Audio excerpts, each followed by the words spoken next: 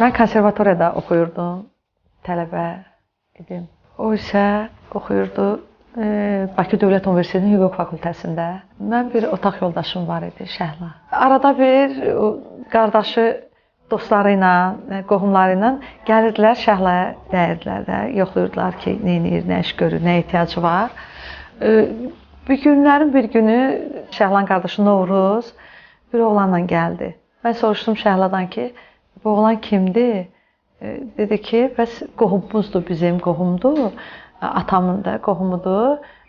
Novruzdan bir yerdə qalırlar. Çox xoşuma gəlmişdi bu oğlan. Belə alagöz, uca boylu, qəşəng oğlan idi.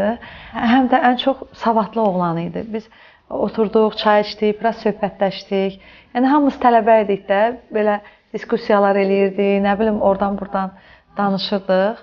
Gördüm ki, nəsə bu mənə müşahidə eləyir. Mən çay zat belə gətirəndə gördüm ki, hiss edirdim ki, bu mənə baxır. Belə nəsə yenə də heç nə demədim. Mən nə deyə bilərəm? Bir neçə gün keçdi, yenə də gördüm bu oğlan tək gəldi bu dəfə. Tək gəlmişdi. Şəhla da evdə yox idi, dərsdə idi. Mən qapını açdım, dedim ki, Şəhla yoxdur evdə. Hə. Dedi gec gələr, dedim, birazdan dedim gələcək. Olar mən gözləyim, dedim hə olar. Nəsə keçdi, biz kiraya qaldığımız evdə oturdu, mən buna çay qoydum. Nəsə bu oturdu, gördüm elə yerə baxır, göyə baxır, belə nəsə belə. Biraz keçdi Şəhla gəldi. Nəsə bu yenə də biraz söhbət zad elədi, çıxdı getdi. Hə sonra bu Şəhlaya deyər ki, bəs mən o qızdan xoşum gəlir də, kimdir o da belə. Necə adamdır, belə filan. Hə, indi bilmirəm Şəhla da nə demişdi, nə olmuşdu. Hə, sonra bir dəfə yağışlı gün idi, çox belə bərk yağış yağırdı. Bu yenə gəlmişdi. Gəlib bütün paltarı yaş, ayaqqabılar suyun içində, belə gəlib. Hə, mən elə nəsə elə xasiyyətimdir. Bir adam görsəm ki, belə nəsə narahatdır. Dedim, ay gəl içəri, bu sən nə gündə sən ayaqqabılarını çıxartdı, nəsə bunun corablarını qurutdum, nəsə oturdu, bir 2-3 saat oturdu. Hə, sonra nəsə gördüm ki, bu nəsə mənə də söz demək istəyir. Gəldim, oturdum mən də. Oturdum ki, görüm bu nə demək istəyir də. Dedi ki, sabah səninlə olar, biz şəhərdə görüşək. Dedim, olar. Hə. Bizim də evimizin kiraya qaldığımızın yanında Zabitlər bağı var idi. Bu sirkin yanında iki Zabitlər bağı. Nəsə getdim. O fikirləşmişdi ki, Şəhla mənə artıq deyib də. Yəni o mənə deyənə qədər o bilmirdi ki, Şəhla mənə heç nə deməyib də. O fikirləşib ki, Şəhla mənə dediyinə görə mən getmişəm onunla görüşməyə. Çox təəccübləndi ki, bəs sən bilmirdin də, necə gəldin? Mən elə bilirdim ki, Şəhla sənə deyib, sən bilirsən, ona görə gəlmirsən. Dedim, yox, mən hiss eləyirdim ki, sən mənə nəsə də, belə münasibətində biganə deyilsən. Ona görə mən gəldim. Nəsə, o vaxtdan başladıq biz görüşməyə. Münasibətlərimiz artıq ciddiləşəndən sonra o dedi ki, sən oxumayacaqsan. Mən də razılaşdım. Mən düşünürəm ki, sevən bir, yəni ailə qurmağı düşünən bir qadın, qız, yəni o güzəştlərə getməlidir. Yəni gedir. Mən əlbəttə ki, oxumaq yox, dedim ki, heç olmasa işləyərəm də, dərs deyərəm. Həmişə mənə özdə müəllimə müraciət edirdi, müəllimə deyirdi mənə, işləyərəm. Dedi ki, yox, bizim ehtiyacımız olmayacaq da, belə şeylərə lazım deyil. Hə, yəni mən də heç nə demədim, yəni etiraz da eləmədim, amma razılıq da vermədim. Yəni o məsələlərimiz belə qaldı. Əlbəttə ki, evlənəndən sonra bu məsələlər artıq qanuna mindi də, yəni. Hər iki tərəf narazı idi, bərbaşdan deyim, bizim ailəmiz də, onların ailəsi də. Bizim ailəmiz ona görə narazı idi ki, biz onları tanımırdıq. Onlar tərəf də ona görə istəmirdilər ki, onların ümumiyyətlə o nəsildə, o kənddə, ümumiyyətlə, böyük bir kənddir o kənd. Yad adam yoxdur. Bir dənə yad gəlin mən idim orada. Həm də mən konservatoriyada oxuyurdum, müğənni idim. Üstəgəl bu da var idi, ona görə istəmirdilər. Əlbəttə ki, anasının öz arzuları var idi. Kənddə kəsəkdə kimisə almaq, yəni öz elindən obasından. Ümumiyyətlə orada belə bir yəni tendensiya var, yəni belə bir qayda var. Yaxşını vermə hayıfdır, pisini vermə ayıbdır. Yəni ancaq öz içərilərində, bəli, ancaq özlərindən alıb özlərinə verərdilər. Zahid də təbii ki, ali təhsilli oğlan idi, yaraşıqlı oğlan idi, artıq rayonda hörmətli bir adam idi. Yəni özünə ad-sad qazanan bir oğlan idi. Rayonda bəlli bir vəzifəsi var idi. Təbii ki, istəmirdilər ailələri ki, yəni kənardan yad bir qız alsın da, gəlsin bunun evində yad adam otursun. Yəni biz əziyyət çəkmişik, oğul oxutmuşuq, yəni belə deyək. Ki, yəni kənar bir adamla evlənsin, bunu istəmirdilər. Təbii ki, mən də ali təhsilli qız idim, gəlib gedənlər çox idi. Mən dedim ki, yox da, mən öz fikrimdə olan insan var. O gələcək, məni alacaq, evlənəcək. Yəni belə təbii ki, anamla nənəm yəni qəti olaraq narazı idilər. Zahid özü müstəqil adam idi, işləyirdi artıq. Yəni özü çörəyini qazanırdı. Yəni artıq özü öz həyatını idarə edən bir insan olduğuna görə mən belə düşünürəm ki, ailələrini də məcbur eləyə bilmişdi. Bir gün mənə dedi ki, Gülüstan, bəs bizim nigahımız olmalıdır. Dedim, necə biz hələ evlənməmişik, nətər nigahımız ola bilər? Bəs dedim, belə bir məsələ var. Sən gələndə biz harada yaşayacağıq? Gələ bizim evimiz olsun. Mən də indidən hazırlaşıram ki, belə. Gələ biz zaks kəsdirək. Dedim, nə danışırsan? Valideynlər başımızı kəsərlər, belə şey olar. Dedi, biz toya kimi onu bildirməyək də. Gəl bu zaksı eləyək. Mən xalam oğlunu yollayacağım, Rövşəni. Sən pasportunu verərsən ona, biz zaks eləyərik. Nəysə, toya qədər 89-cu illər biz nigahımızı elədik. Yəni, təbii ki, heç bir tərəf bilmədən, qarşı tərəflər, yəni heç birimizin valideynlərimizin xəbəri olmadan biz bu nigahı elədik. Əlbəttə ki, gələcəyimizi düşünərək ki, bizim öz evimiz olsun, ailə qurduğumuz vaxt tərəflər özlərini öldürürlər. Anam bir tərəf ki, zaks eləməlidir, zaks olmalıdır, zaks olmalıdır. Heç birində xəbəri yoxdur ki, bizim artıq zaksımız olub da. Bir gün gəldi, artıq bizim nişanımızdan sonraydı, toy ərəfələri idi. Biz də ev eşiyi tökmüşük, təmdə bir əl gəzdirik ki, artıq toy olacaq da, toy ərəfəsidir. Bu gəldi, kiminləsə, deyəsən yenə baldızım nərin, Səlim idi, kimsə bir-iki nəfər də vardı yanında. Gəldi, gördü ki, biz evin birinə aboy çəkirik də, ki, toya hazırlaşırıq. Bu gəldi, ustanın əlindən aldı, başladı aboyu özü çəkməyə. Mamam da gəldi, ay bala, xoş gəlmişsən, ay bala, əziyyət çəkmə, nə bilim, belə filan. İndi bu da anama bir giriş eləmək istəyir ki, söhbəti açsın ki, biz artıq zaks eləmişik. Yox, hala, olmaz. Mənim də bir zəhmətim olsun da bu evdə. Mən də sənin kürəkənnəm, artıq da belə filan. Mamam qatdı ki, bala, sən mənim oğlumsan, Mənim 2 oğlum, bir oğlum vardı, sən də mənim oğlumsun. Bu deyir, eləmi, xala, elə babama başladı. Mən bilirəm, sən məni çox istəyirsən, mən bilirəm. Mamam da yazıq, əldən ayaqdan gedirdi o gələndə. Yəni, çox istəyirdi onu. Belə, yavaş-yavaş bu söhbəti açdı. Ay, aman, evdə. Anam da o hirsli, o nətər demir, bir arvad, Firon arvad idi. Mamam çox belə arvad idi. Yəni, sözünə söz deyən yox idi. Elə bir ki, bir quyuya daş atdım. Arvadın səsi, elə bir ki, dili tutuldu arvadın da. Mən qorxdum da, dedim ki, mamam indi qovacaq bunu, deyəcək ki, nişanı qaytarırıq, belə filan. İnan, mamam dillənmədi, səsini də çıxartmadı.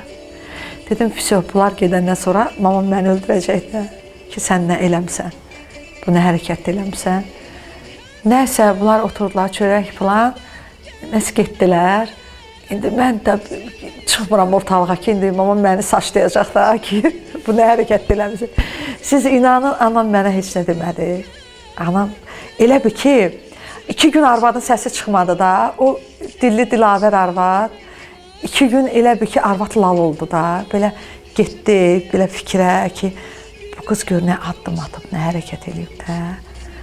Nəsə belə, bax, belə bir hadisələr olmuşdu bizim həyatımızda. Mənim təyinatımı opera teatrına vermək istəyirdilər. Mən dedim ki, yox da, mən istəmirəm, mən artıq ailə quracam. Bəs mən də ailə həyat qururam, gedirəm Qarabağa belə filan. Diplom artıq işim idi. İndi mənə deyir ki, getmə. Deyirəm, diplomumu alım, bəs əziyyət çəkmişəm, neçə il oxumuşam. Qayıtdı ki, deyirsən, mən öləcəm, sən işləyəsən. Sən onsuz da işləməyəcəksən. Dedim, ev yox da, işləmərəm, amma diplomumu alaq da, diplomumu. Nəsə gəldi, ikimiz bir yerdə, diplomumu da götürdük. Artıq avqust ayı idi, səhv eləmirəmsə. Oktyabrda da toyumuz oldu. Bax, belə. 317 gün bizim ailəlik həyatımız olmuşdu. Mən o 317 günü bir gün, yəni bir sutka mən onu görmədim. Yəni elə bir sutka olmadı ki, mən onu o gün, məsələn, 2 gün, 1 gün mən onu tam görüm. Yəni o elə bir dövr idi. Elə bir zaman idi. Yəni Qarabağda. Elə bir vaxt idi. Hələ biz tələbə olanda artıq o vaxtdan Zahid gedirdilər sərhədə. Sərhəddə dayanmağa. Amma mən bilmirdim də, mən buradaydım. Gördüm mənə, getmişlər Xocalıya. Ki, yaman soyuqdur buralar, Aygüstan, yaman. Dedim, sənə bir dənə jaket toxuyum. Dedi, toxuya bilirsən? Dedim, hə. Mən ona bir karış rəngdə bir pulver, bir jaket toxudum ona. Dedim ki, həmişə köndə formanı da üstündən geyin də, altdan geyinginə. Yəni, o durur, bugünə qədər də o jaketi durur. Yəni, onu alıb şeyləmişdim. Sonra, ora gedəndən sonra gördüm ki, orada vəziyyət necədir, başqa cürədir, çox ağırdır vəziyyət. Zahidin də çox böyük fəaliyyəti olmuşdu. İgidliyə görə döş nişanı ilə təltif olunmuşdu o vaxtı Zahid, o xidmətlərinə görə. Və onu Tuğ rayonu var idi. Ora artıq rəis təyin eləmişdilər Zahidi. Artıq kapitan rütbəsində də təqdimatı gəlmişdi Bakıya. Ki, o ərəfələr idi artıq. Rüfət də yeni doğulmuşdu. Elə bir ki, iyulun 22-si doğulmuşdu. Hələ 40-ı təzə çıxmışdı Rüfətin. Bir həftə ondan qabaq yenə də bir şəhid oldu. Onu Zahid gətirmişdi çiynində, onun qucağında keçirmişdi. Maşında, o az maşın idi. Yəni xəstəxanaya çatdıra bilməmişdi də. Gəldi evə bütün başdan ayağı qanın içində. Mən dəhşətə gəldim, dedim, bu nədir? Sən niyə bu gündəsən? Tez əynini dəyişdi, dedi, bunları yuh. Yəni ondan bir neçə gün qabaqda mən elə bir ki, evdə bir ruh var idi. Elə bir ki, evdə kimsə, hiss edirdim ki, evdə kimsə var da. Belə hiss edirdim. Belə o atışmanın zərbəsindən mi deyim, pəncərələrimiz gecə açılırdı, balkonun pəncərələri, öz-özünə açılırdı pəncərələr ki, böyük bir külək əsib bu pəncərə, amma heç nə yox idi, heç hava da yox idi. Həmin gecədə yuxumu qatmışdım, mən çox pis yuxu gördüm. Səhər dedim ki, Zahid, sən ola ehtiyatlı ol da, yaman pis yuxu görmüşəm. Qayıtdı ki, bekarçılıqdan deyil, evdə o qədər oturursan, sən də belə filan. Hər nəsə şey eləmədim. Elə düşdü həyətə, gördüm həyətdə məni çağırır. İkinci mərtəbədə idi. Gördüm həyətdən məni çağırır, Gülüstan. Çıxdım pəncərədən, baxdım, gördüm dayanıb mənə baxır. Dedim, nə olub? Dedi ki, şeylə, Rüfəti gətir, oradan baxım. Apardım, nəysə, qayıtdı ki, şeydir. Bəs maşının benzini çəkiblər. Dedim, necə çəkiblər? Dedi ki, Tofiq gəlmişdi, yəqin Tofiq çəkib. Maşının benzinin qonumları var idi, çox yaxın idik, yəni hamısı bizə gəlirdilər, gedirdilər Zahidin sağlığında. Dedi, benzini çəkiblər. Dedim, nətər iki bakın ikisində. Dedi, yəqin sərhədə sarı gedilmişlər ona görə. Nəysə, dedim, Allah xeyir eləsin. Nəsə şey eləmədim. Bu getdi. Nəsə, mən də elə bədminəm də, yuxudandım, bilmirəm.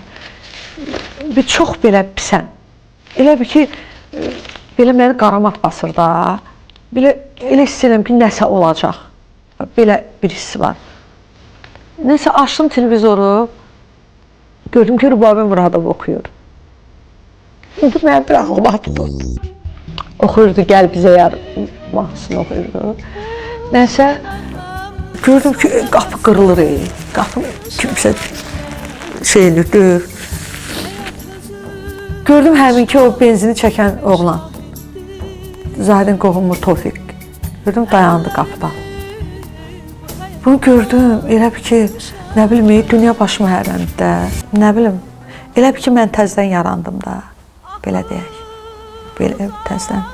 Yeni bir Gülüstan yaratdım özümdən ki, bütün bu çətinliklərə dözərək yaşamaq, yaşatmaq və özün olaraq tanıtmaq, özünlə bərabər onları da yaşadaraq tanıtmağa çalışmaq. 10 il bir yerdə yaşayır, bir-birini tanımır da. Amma bu 11 ayda adam bir-birini nə qədər tanıya bilərdi? Nə qədər insan bir-birini dərindən tanıya bilərdi? Yəni, mən onun yoxluğunda onu daha çox tanıdım. Onun olmadığı zaman mən onu daha çox tanıdım. Və həmişə də deyirdim ki, kaş mənimlə evlənməyəydi və yaxud məndən ayrılaydı, amma yaşayaydı. Çünki o qədər yəni, cəmiyyətə, insana, yəni bu dünyamıza, yəni Azərbaycana gərəkli bir insan idi. Mən öz-özümə şükür elədim ki, nə yaxşı mən diplomumu aldım, nə yaxşı mən ali təhsilimi tamamladım. Yoxsa mən bir uşaq qucağımda, anam qoltuğumda, bacılarım, qardaşım da artıq şəhid olmuşdu. Mən onları necə saxlayardım? Necə, yəni bunlar çox uzun illər sonra mən yəni o təskinliyi etdim özümə. Amma ona qədər mən çox da gəldim Cəbrayıl rayonu alanda 93-cü ildə mən artıq bir xeyli də qaynatamgildə qaldım. Sonra anamgilə, yəni atam evinə gəldim. Artıq onlarda da vəziyyət çox gərgin idi. Mən bir növ yük idim onlara da. Çox düşündüm, çox daşındım. Dedim, ay mama, mən tanıdığım insanlar hamısı Bakıdadır. Mən orta məktəbdən Bakıda oxumuşdum, Bülbül adına musiqi məktəbini bitirmişdim. Sonra konservatoriya həyatım. Buradan birbaşa mən Cəbrayıla getmişdim. Yəni şəhərin mərkəzindən kəndə getmişdim. Yəni mənim bütün həyatım Bakıda idi. Mən işləsəm də, nəsə bir şey qurmaq, uşağımı böyütmək fikrim artıq Bakıda mən düşünə bilirdim. Çünki Yevlaxlar rayonunda mən heç kimi tanımırdım. Heç kəslə, yəni ətrafımda heç kəs yox idi. Mən qərara gəldim ki, köçüm gəlim Bakıya köçüm. Gəldim Bakıya, yəni oxumaq fikrimdə qətiyyən yox idi. Yəni fikirləşirdim ki, mən necə oxuyum, yoldaşım belə, qardaşım belə, mənə nə deyərlər. Özümdən başladım müharibə eləməyə ki, mən oxumağa qayıtmayacağam. Mən sənədlərimi verdim Bakı Dövlət Universitetinin Hüquq Fakültəsinə. 94-cü ildə 367 bal topladım. Mən belə düşündüm ki, mən bəlkə onun yolunu davam elətdirim. O qaldığı yerdə mən başlayayım. O vaxt ailə həyatı quranlar da oldu. Sən inan ki, onlardan xoşbəxt olanı yoxdur. Mən tanıyıram o insanlar ki, təkrar ailə qurublar. Xaricdə də yaşayanı var, burada da yaşayanı var. Fikirləşirəm ki, yaxşı qurmamışam. Bu bir. İkincisi də ki, ola bilər həyatında kimsə də olsun, ola bilər. Amma adamı yerinə qoya biləcəyin adam olmur. Onu əvəz eləyə bilən bir insan olmur. Ki, sən onun yerinə qoya biləsən. Onu əvəz eləyən bir insan olsun sənin həyatında. O insanı tapmaq olmur. Yoxsa, yəni mən tapa bilməmişəm, bəlkə kimlərsə tapıb. Yəni mən edə bilməmişəm onu. Ki, yəni onu əvəz eləyə biləcək bir insan düşünüm ki, ola bilər mənim həyatımda. Yəni olmuyor. Amma mən özümü xoşbaxt sayıram. bütün bu həyatın içindən çıxaraq, həyatın içində olaraq xoşbəxtəm ona görə ki, övladım var. Xoşbəxtəm ona görə ki, ölkədə tanınan, sevilən bir insanım. Xoşbəxtəm ona görə ki, şəhid bacısıyam. Şəhid həyat yoldaşıyam. Ona görə qürur hissi keçirdirəm. Yəni, insanın qüruru heç nəyin əvəz olunan bir şey deyil. Yəni, həyatda hər şeyin ola bilər. Dünyanın ən xoşbəxt insanı ola bilərsən. Amma sənin qürurun yoxdursa, sən heç kimsən. Yəni, mən o qüruru həmişə öz daxilimdə yaşatmışam, öz içimdə böyütmüşəm ki, o qürurun heç vaxt sınmasın. Yəni, qürurun sındığın zaman sən ölürsən. Yəni, mən bu insanlarla qürur duyuram. Mən öz ailəmlə qürur duyuram.